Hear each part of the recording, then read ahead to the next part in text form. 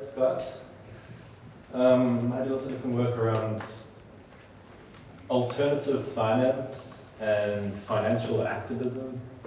So looking at how you try to challenge the financial sector or change the financial sector or build alternative versions of the financial sector. And there's like alternative currencies, alternative banks. There's all sorts of different like subcategories of that.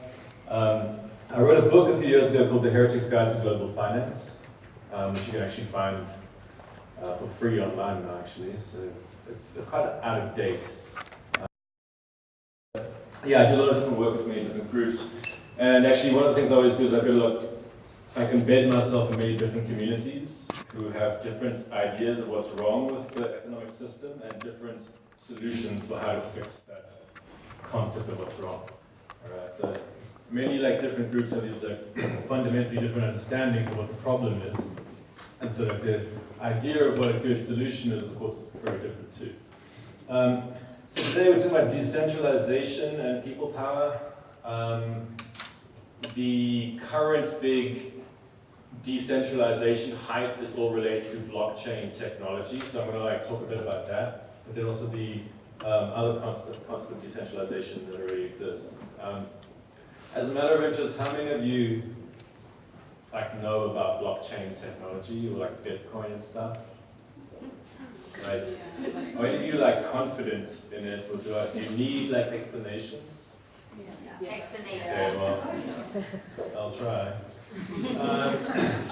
So like, yeah, Jai's a guru and that kind of stuff, and Duncan is also a guru and that kind of stuff, so actually. But the basic gist of my argument, if I don't get through the whole thing, is there's actually two conceptions of decentralization that you find in the public domain. This is kind of like a sort of summary. The original concept of decentralization, to me at least, was the idea that you have a critique of a centralized, large-scale system that you don't like for some reason. All right, and then your solution is like break it into small parts and localize the control of these small parts. All right. So rather than having one big centralized infrastructure that's controlled by a small group of people, have lots of small infrastructures that are controlled more locally. So for example, if you look at a lot of the alternative economy movements that preceded stuff like cryptocurrencies, so for example, local currencies, permaculture movements, transition town movements, local banking movements, people trying to like build time banks, all these like sort of small scale, localized economic systems. You could conceptualize that within a decentralization framework, right? What they're trying to do is like localize the infrastructures and bring more immediate control to a smaller scale, such that the people who are using those systems feel like they have more direct say in it or more kind of control of those things, and they're not being subject to some faraway power who's sort of projecting out onto them. Now within the alternative economy movements, they don't always frame it like this. Sometimes just sort of framed as a kind of like a complementary system. So you have your big systems, and you can occasionally use the small scale system if you want. But the sort of the history of, if you look at like, I'm not an expert on the history of all these movements, but like going back into like the 1800s, all these kind of like utopian communities, people trying to like set up communes or like set up these sort of like alternative like cooperative systems have often been inspired by this basic concept of decentralization, which is bring it back down to a smaller scale and localize the control. They're kind of like roughly, and then within that there's a whole bunch of different subcategories. A lot of what's called alternative finance, and the original alternative finance is around that sort of style of thinking. The new concept of decentralization has been emerging in the wave of the sort of Bitcoin phenomenon is very different. At least initially it's very different. The basic concept there is we have a critique of a large-scale centralized system, but rather than like breaking it into smaller pieces and having it locally controlled, basically create a different large-scale system and have it controlled by nobody. All right, that's the Bitcoin vision. All right, that's the blockchain vision. It's like have a huge, like a large-scale infrastructure that nobody can control. All right. and therefore it's like decentralized in the sense that there's no single person who could call the shots on the system. All right? And you can see that's like quite different to the sort of idea that we maintain control in smaller systems. All right? So actually in the cryptocurrency communities, part of the big critique is kind of like the idea that people are corrupt and shouldn't control things. All right? Whereas in the localization movements, the critique is of scale itself. They're saying that like the problem is large-scale systems that are controlled by small numbers of people, but it's fine to have control localized into smaller groups. So like a group like us, for example. For us to like make decisions together and stuff is a legitimate thing within that sort of line of thinking. So these are sort of two conceptions, and you can start to fuse them together. Maybe you guys can talk about this, but like you are starting to find like this idea that you could use these like large-scale blockchain decentralized style of systems to run these smaller localized systems. But I want to kind of like delve a little bit into the sort of backdrop of the political ideologies that find the different visions attractive. So just to like talk about centralization briefly. If you like walk out onto the street in London, or in any modern society, you walk out onto the street, the first thing you're going to notice is, well, what's the first thing you're going to notice? What's like around you?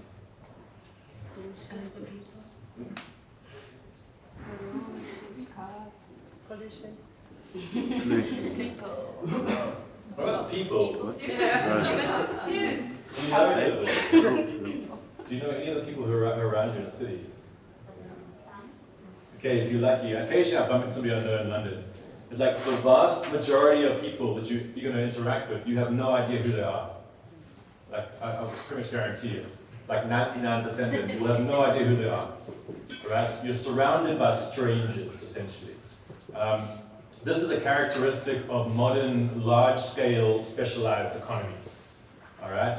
At extreme levels of specialization, millions of people who interact with each other without knowing each other, but who are very interdependent upon each other, right? You cannot actually survive in a city unless you can find a way to like convince people to actually interact with you, to give you things, right? Like if you're living on a small farm somewhere and you're self-sufficient, fine, you can survive by yourself maybe.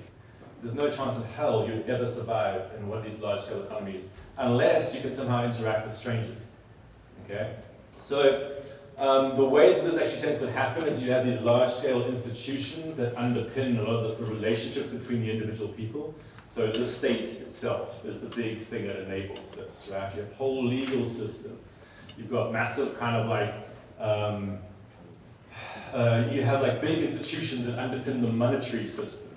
You have all these different institutions that underpin different parts of the system that essentially mean you don't need to really know people who you're interacting with, okay? That's a very key point. Now, in like sort of conservative circles, if you like hang out in America and some guys like ranting about like the state, they'll talk about like central planning of economies, all right? As if like centralization is central planning of economies. Like our economies are not centrally planned, all right? Like a central planned economy is like a large scale system where a bunch of people tell people what to do. They say like, you're going to work in that industry and you're going to sell to this person here, and they like direct everything, all right? They're actually like overtly coordinated. The large scale systems that we have are different. They basically set the ground rules for interaction, and then they say you can do things within those ground rules. So like the guy who started that shop over there, like the state did not tell him to start that shop. Basically though, you had to like apply for a license and prove that it's got the correct health standards, okay? And go through a certain number of things that will enable them to actually operate in that market. And once you do that, then you can do whatever you want, right? So the interesting thing about these large-scale systems is decentralized institutions then enable decentralized interactions among strangers, so individual people. So markets themselves are actually like decentralized. Like nobody's telling you that you have to go and buy a coffee, right? You're initiating those decisions and you are making these kind of things. But it's underpinned by the fact that these central institutions are there to enable you to interact with strangers. Kind of cool? All right, how much longer do I have? Okay. Now, the thing about these large-scale systems is, so we live in these huge, scaled, nation-state-based capitalist market systems, right? So the whole market system is underpinned by the state structures that enable it to work. Now, you can have different critiques of what you don't like about that. So, like, I'm going to go into like the blockchain way of thinking about the world, all right? The dominant political ideology within blockchain technology is conservative libertarianism, all right? So conservative libertarians are considered to be like right-wing free market lovers, okay? If you ever hang around in blockchain technology circles, you'll find overwhelming amounts of, so the default ideology is conservative libertarianism, all right? To understand like conservative libertarianism, it's kind of like, go back to this, like, the fundamental starting point is the idea that people are individuals, first and foremost, all right? And that they're kind of like rational individuals and are self-interested.